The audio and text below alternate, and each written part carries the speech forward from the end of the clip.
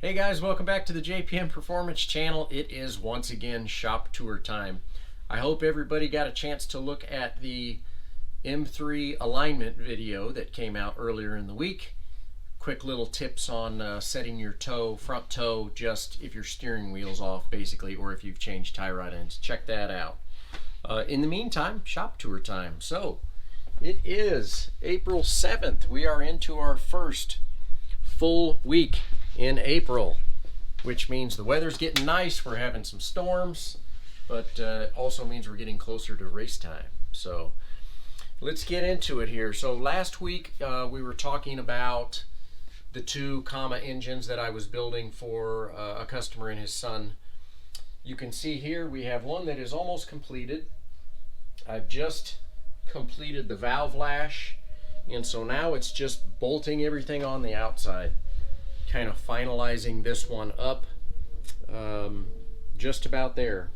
Pretty much have everything kind of laid out here, with a couple more pieces obviously that I still need to restore to really make it what it should be. But haven't had a ton of time to work on this engine this week, but I have been chipping away, so we're getting closer. In the meantime, last week we talked about the Xtrac transmission. Well, here it is, completely disassembled. So we actually had one bad bearing in the front for the drop gears, and to get it out I actually had to cut the thing in half. That's how stuck and bad it was. So got the old bearing out, and you can see here the main issue is with our fourth gear dog ring. Look at the wear on that dog ring. They are supposed to look like this. See the difference? So got some parts coming.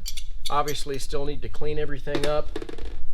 Fourth gear itself actually took a bit of a hit here on the corner as well, so I'm gonna replace this gear and obviously clean everything up, get the debris out, clean up the pump. But it just gives you an idea, as small as this transmission is, how much is inside of it. So fairly complicated piece, but moving right along. So as soon as we get parts and pieces, we'll be good to go. In the meantime, Brian Laughlin's car is finished, ready for Hallett, except for a little bit of a wrap job. So if you guys were watching the T4 race at the runoffs last year, you know that Brian finished third on track, but there were like 3 or 4 restarts and lots of body damage. So we ended up replacing the entire bumper shell, the right front headlight, and right front fender. And his car is all wrapped, so it just needs to go down to his guy and get wrapped up. But it is dyno tuned, corner weighted, aligned, ready to go, looking really good. So I think he's going to come pick it up this weekend, and we have right at 2 weeks until Hallett, so we're getting close. Been working on all of the bits and pieces that we need for the endurance car, and actually got these Hunsaker fuel jugs. And if you've never messed with these, and I hadn't messed with them very much either, but I actually got 15 gallons of fuel and put 5 gallons in the car. It emptied this 5 gallons in about 10 seconds. So when you come in for a pit stop, chink, in it goes. You just pop the vent, bang. Really, really cool. Did get an interesting little project in. Normally I don't take things like this on, but a really interesting car and a really cool car.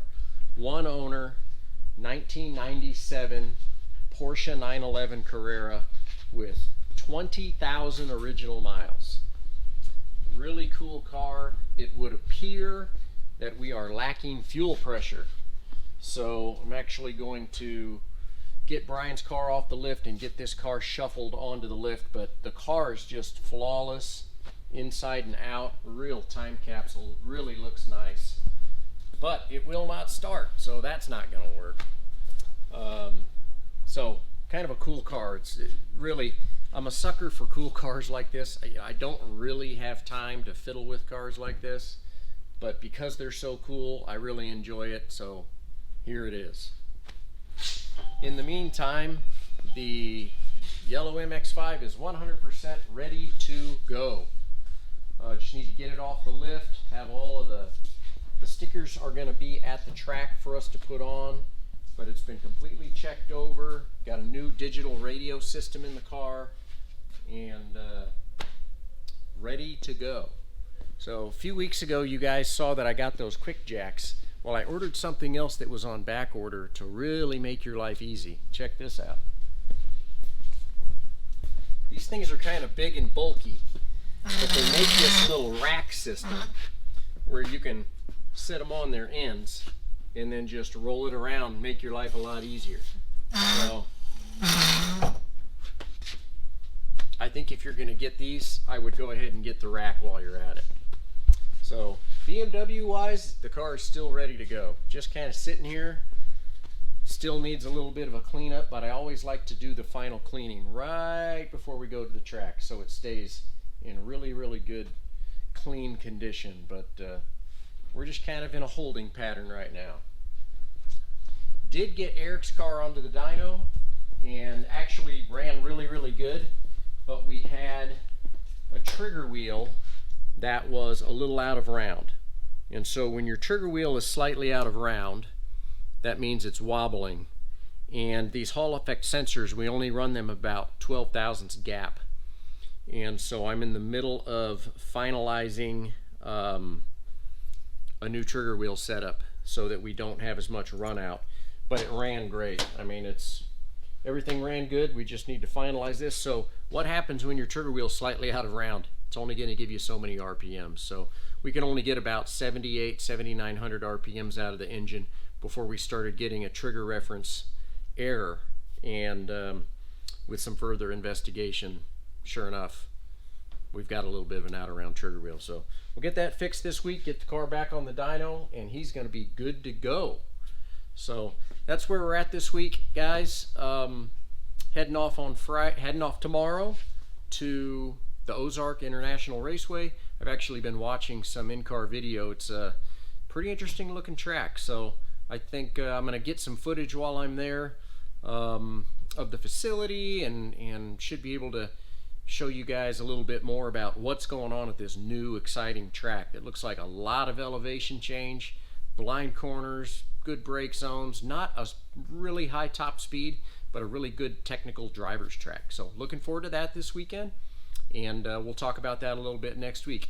In the meantime, hope you guys are having a great week, and I'll see you next week. Thanks for watching.